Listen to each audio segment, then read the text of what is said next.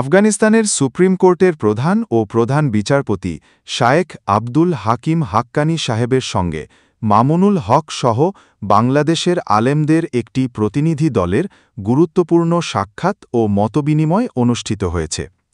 এই বৈঠকটি অনুষ্ঠিত হয় গতকাল সোমবার আফগানিস্তান সুপ্রিম কোর্টের কার্যালয়। বাংলাদেশি প্রতিনিধি দলের নেতৃত্ব দেন শায়েখ আব্দুল হামিদ সাহেব।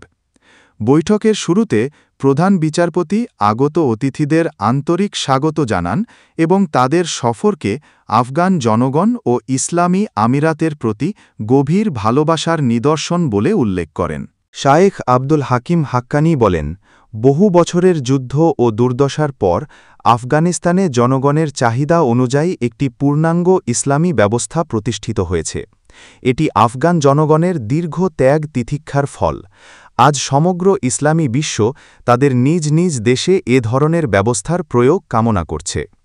তিনি আরও জানান, ইসলামী আমিরাতের নির্দেশনা হল সরকারি কর্মকর্তারা জনগণের সেবায় সর্বদা নিয়োজিত থাকবে। জনগণের সমস্যা দ্রুত সমাধান করা হবে। আদালতের দরজা সবসময় সবার জন্য উন্মুক্ত থাকবে। প্রধান বিচারপতি আরও বলেন, ইসলামী ব্যবস্থার অন্যতম মূল লক্ষ্য হল ন্যায় বিচার প্রতিষ্ঠা করা এবং আল্লাহর বিধান কার্যকর করা।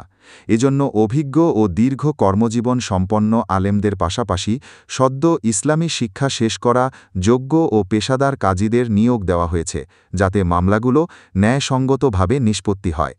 বাংলাদেশি আলেম প্রতিনিধি দল সাক্ষাতের সুযোগ করে দেওয়ার জন্য প্রধান বিচারপতিকে ধন্যবাদ জানান। আমরা এখানে এসে একটি প্রকৃত ইসলামী সরকারের নমুনা প্রত্যক্ষ করেছি। আমাদের সফরের মূল উদ্দেশ্য হল এই অভিজ্ঞতা থেকে দিক নির্দেশনা ও পরামর্শ নিয়ে দেশে কাজে লাগানো এবং ইসলামী সরকার প্রতিষ্ঠায় উপকার নেওয়া।